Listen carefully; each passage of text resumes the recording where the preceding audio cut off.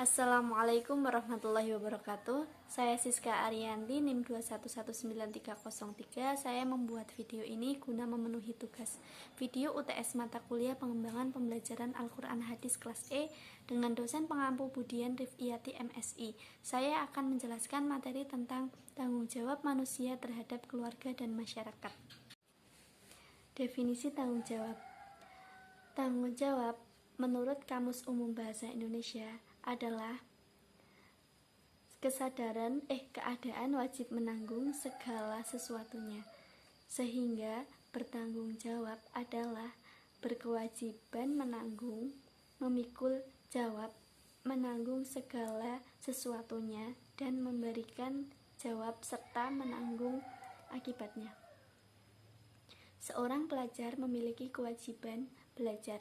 Bila belajar, maka hal itu berarti ia telah memenuhi kewajibannya, serta dia juga telah bertanggung jawab atas kewajibannya. Kadar penanggung jawabnya adalah bila dalam ujian dia akan menerima hasil ujiannya, apakah mendapatkan nilai A, B, atau C.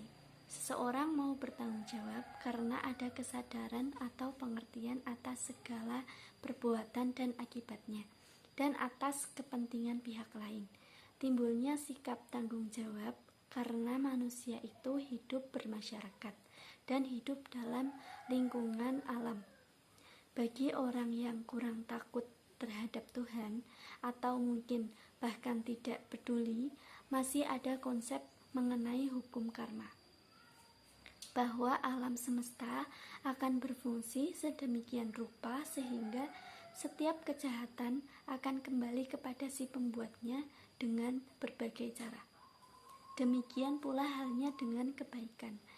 Yang manapun itu bertanggung jawab adalah nilai moral yang mulia, yang membuat manusia berhati-hati untuk tidak merugikan orang lain, bahkan berusaha semampunya untuk selalu berbuat kebaikan bagi orang lain.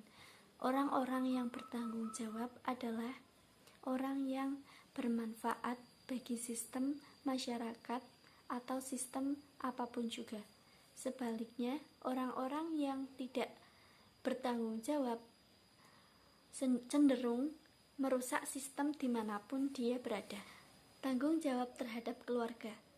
Keluarga merupakan masyarakat kecil. Keluarga terdiri atas ayah, ibu, anak-anak, dan juga orang lain yang menjadi anggota keluarganya. Tiap anggota keluarga wajib bertanggung jawab kepada keluarganya. Tanggung jawab itu menyangkut nama baik keluarga, tetapi tanggung jawab juga merupakan kesejahteraan, keselamatan, pendidikan, dan kehidupan. Untuk memenuhi tanggung jawab dalam keluarga kadang-kadang diperlukan pengorbanan.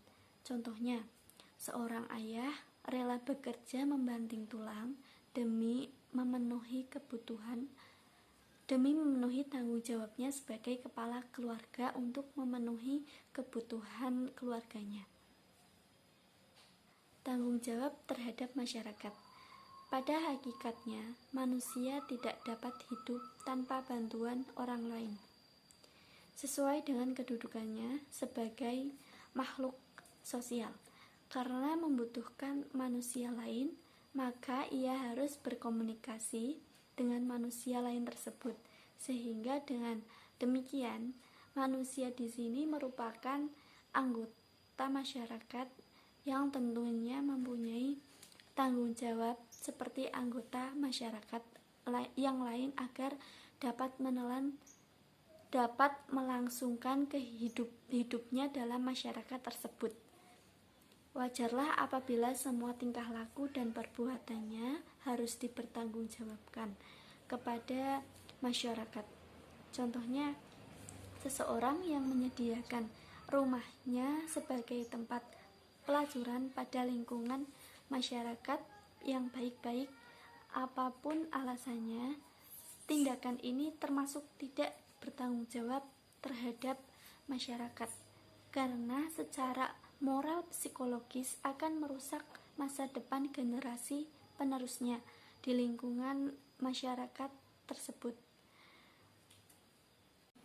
Hubungan manusia dan tanggung jawab. Tanggung jawab merupakan sesuatu yang mendampingi hak asasi manusia sejak lahir.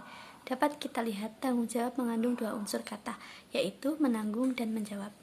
Menanggung sendiri yaitu memikul sesuatu baik nyata ataupun tidak, sedangkan menjawab adalah sesuatu hasil yang mutlak dari sebuah reaksi manusia dalam merespon sesuatu di sekitarnya. Dapat diartikan tanggung jawab adalah sesuatu yang ditanggung dan harus dilakukan oleh manusia, baik terlihat maupun tidak terlihat. Tanggung jawab sendiri erat kaitannya dengan kehidupan sehari-hari manusia, maka dari itu diperlukan sebuah tekad untuk melaksanakan sebuah tanggung jawab. Contoh sehari-hari sebuah tanggung jawab yaitu seorang anak yang telah menerima hak untuk disekolahkan oleh orang tuanya, maka harus belajar dengan giat dan menjadi seorang siswa atau siswi yang berprestasi. Tuhan telah menciptakan manusia ke dunia dan memberikan hak untuk hidup, namun manusia tersebut harus taat dan mematuhi larangannya agar tetap selamat.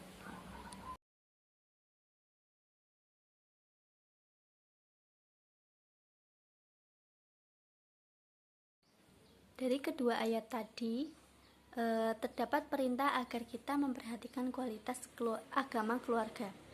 Dalam ayat tersebut, sholat menjadi salah satu contoh dari syariat Islam yang perlu ditegakkan di lingkungan keluarga. Tentunya yang bertindak sebagai kepala rumah tangga yang memiliki tanggung jawab ini. Seseorang kepala keluarga tidak hanya bertugas mencari nafkah lahir keluarga, tetapi ia juga berkewajiban mendidik agama mereka. Bagaimana sholatnya, bagaimana puasanya, bagaimana zakatnya, dan lain sebagainya. Bahkan sangat keliru sekali bila kepala keluarga hanya memikirkan asupan gizi keluarga yang bersifat duniawi.